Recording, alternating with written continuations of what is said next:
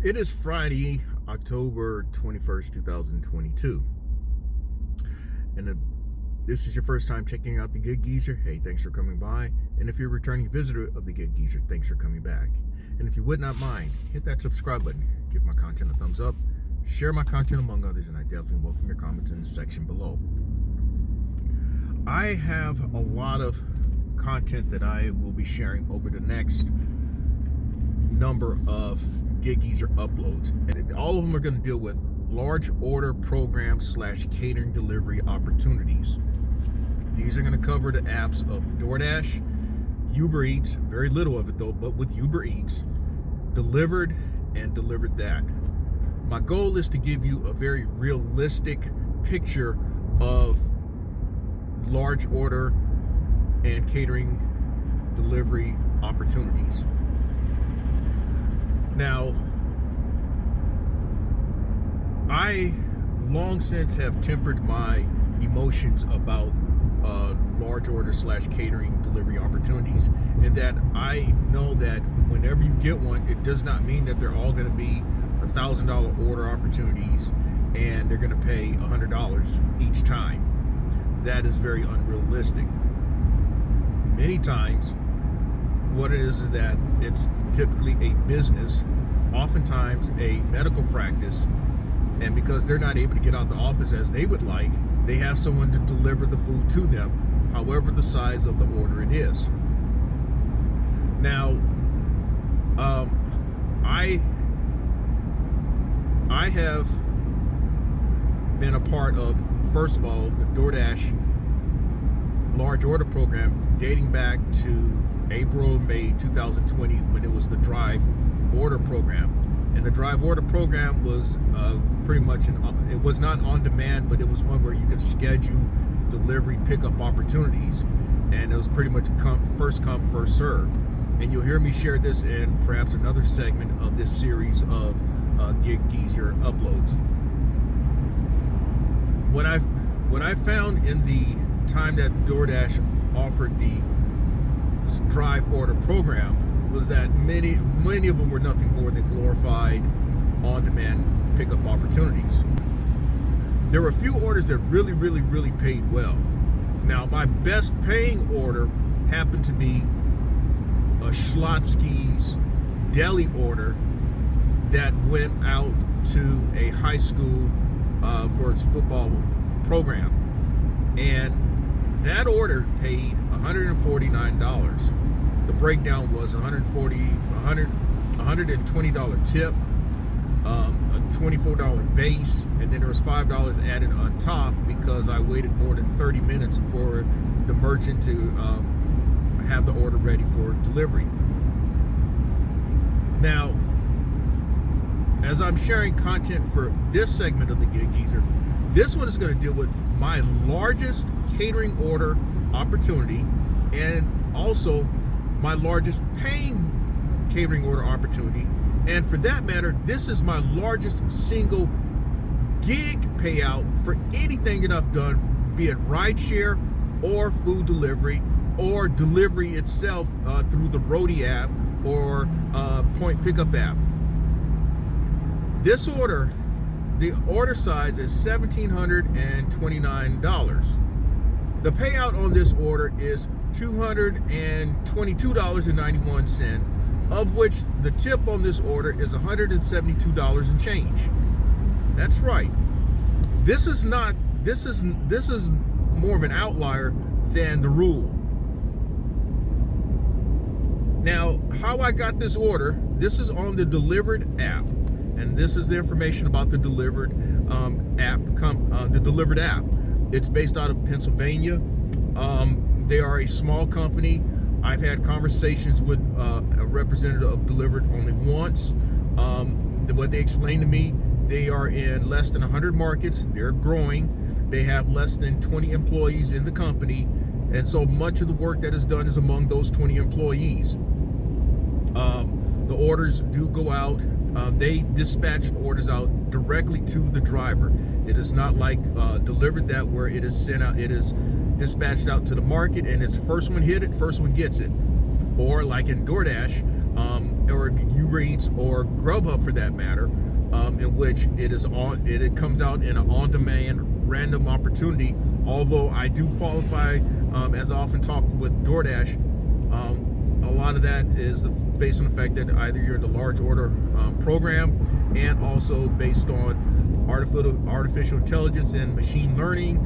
In other words, the algorithm understands your selection tendencies. Now, I did, before leaving about 10 minutes ago, did some quick math on my DeliverThat opportunities. This is delivery number 38. I have been active on the app since mid-June of this year, 2022. And altogether, including this specific order here, I have made over $1,630 in terms of driver pay, driver commission, of which over $1,060 have come by customer tips. Total amount of catering orders have come out to about $14,000. The average catering order is about $380. My average pay on these orders has been about $43 and change, and the average tip on these orders have been somewhere about $28. Now, when you start breaking down those numbers, it doesn't sound all that exciting and sexy. But as I've often said in previous segments of the Gig Geezer, like this one, I have said that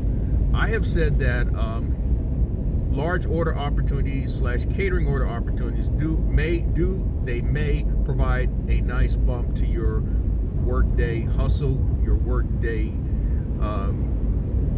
grind. And that's the way I'm looking at it for today with this particular order, even though it is by far my best paying gig opportunity. And just for shits and giggles, I'm going to give you my top payouts as a gig hustler. I'll actually put up the actual washout sheets, as we used to say in the car business, of each of these payouts. Now, this one is number one.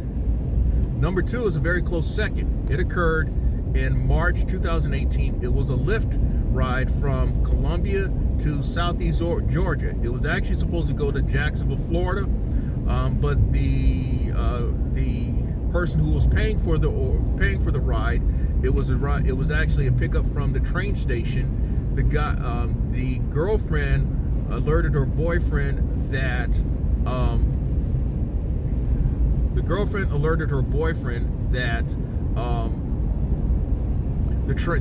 there was major delays with the train system that early that morning, and so the boyfriend paid for her a Lyft ride to meet her in Jacksonville, but we ended up meeting in Brunswick, Georgia, to Southeast Georgia, and so my total pay on that was $221 and change.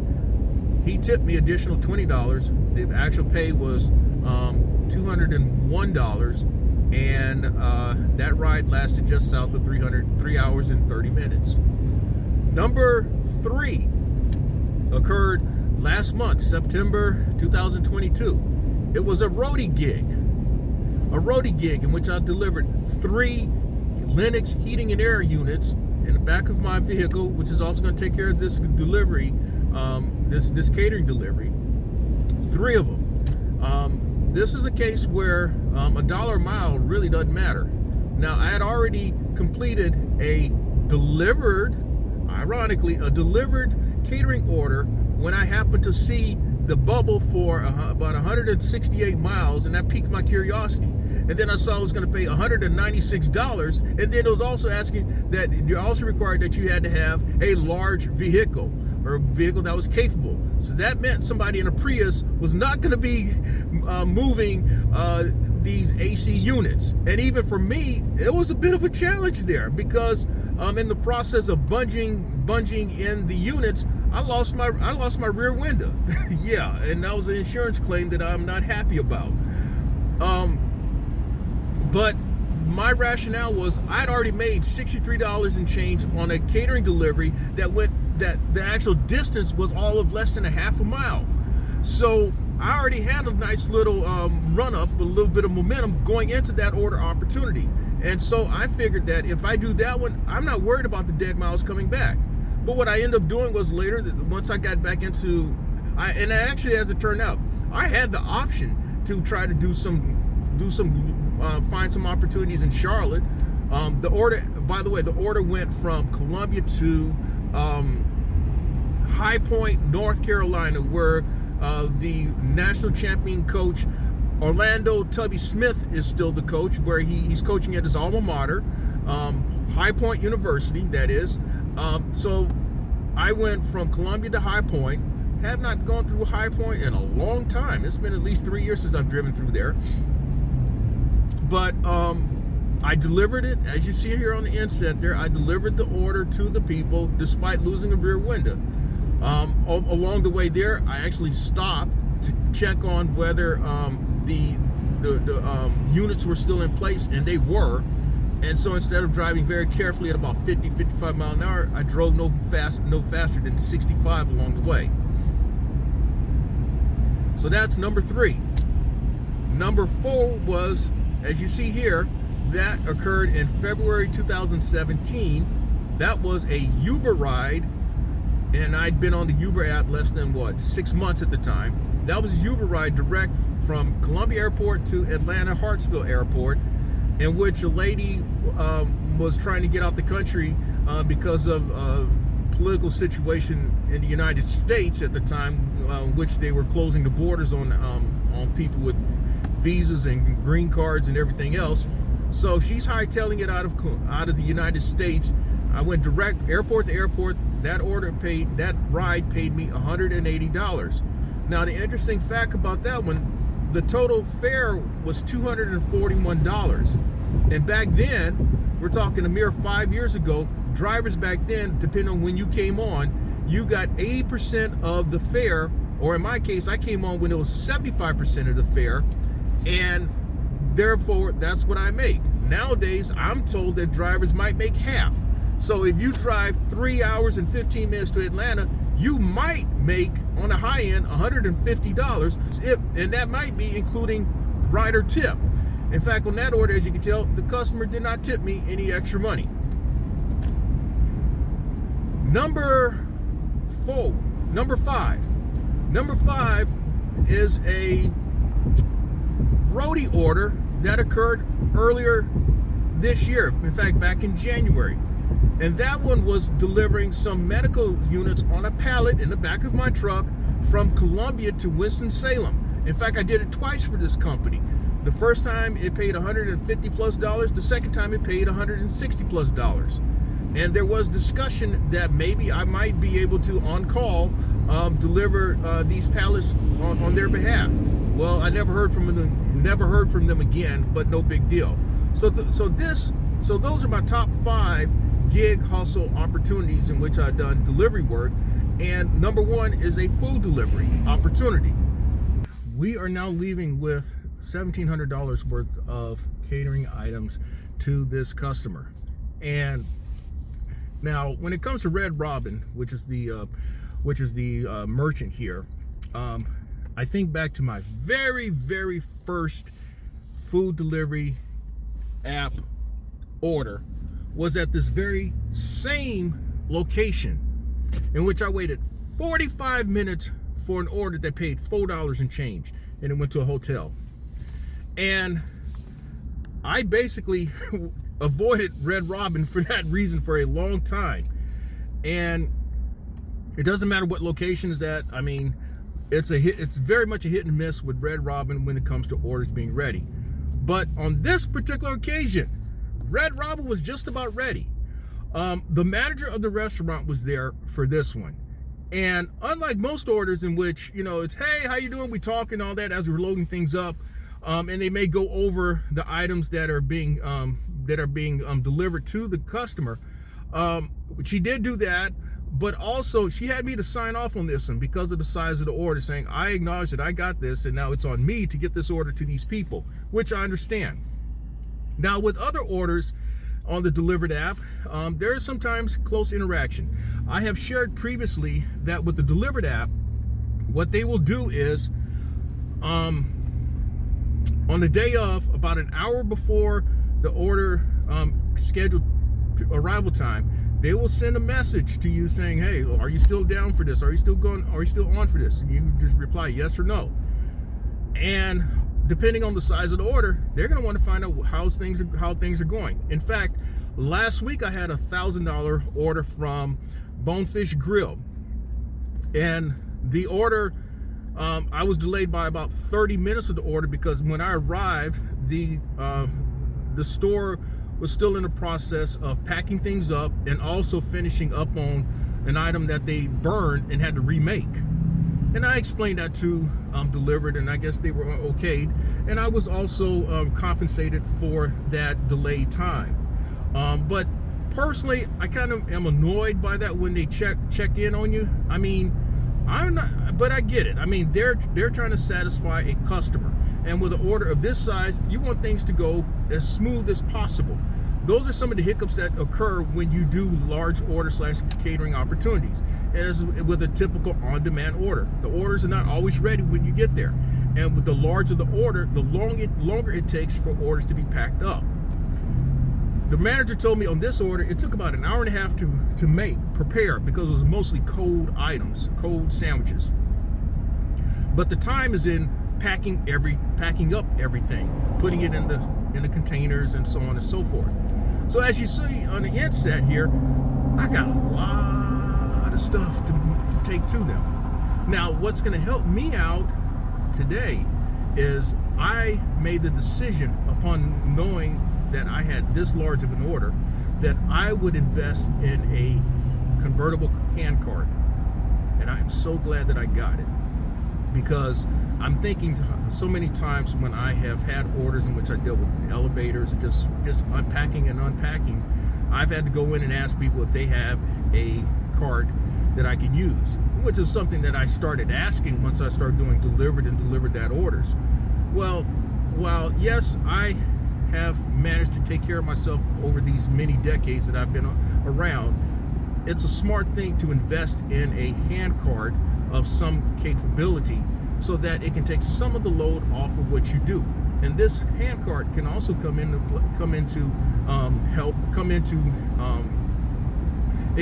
play when you're doing Instacart orders as well. I mean, when you got those heavy items, instead of you lifting and lugging them and all, depending on where you have to take them, you can put them on that cart and push them over and then just kind of plop them off to the side. So that's yet another thing that can help you out.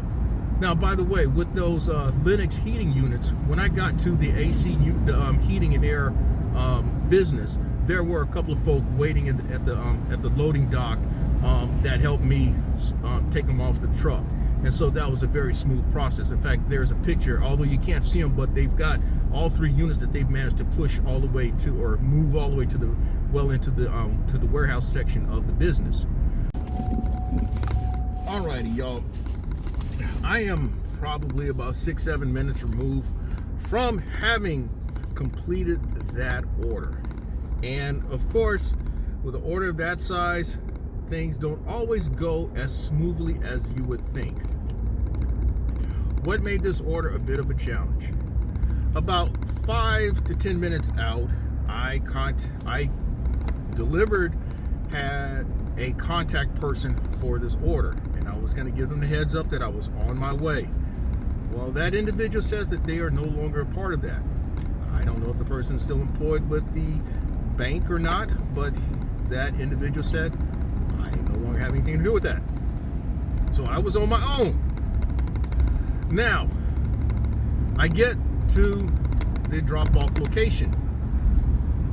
I know it's the bank building.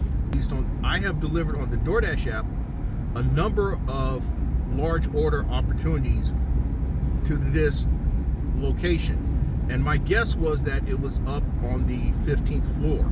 I stopped off at the security desk. And he said, well, it's worth a shot. And then as I was going up the elevator, I run into a lady who says, well, I'm on the 20th floor, but it could more than likely be the 15th floor. So I stop off at the 15th floor, and the guy who's, I guess you say, who served dual duties as a receptionist says, yeah, we're expecting a catering delivery from Red Robin. Oh, I'm like, yes. You just don't know what sigh of relief that was. Can you imagine going to this office building, 20 floors, and not knowing who you're supposed to drop off this order to? You got $1,700 worth of food. And again, if you look on the inset, look at all that shit I had to drop off. Well, a lady came out and she says, yeah, but who's the person that you're supposed to speak with? I don't have a person, because the person whom I called said that they no longer have anything to do with it. And so the lady explained that the guy who had been arranging everything was not there today. So it's like, okay, I know what to do. They had been having lunch catered to them all month. And she says it's been a chore.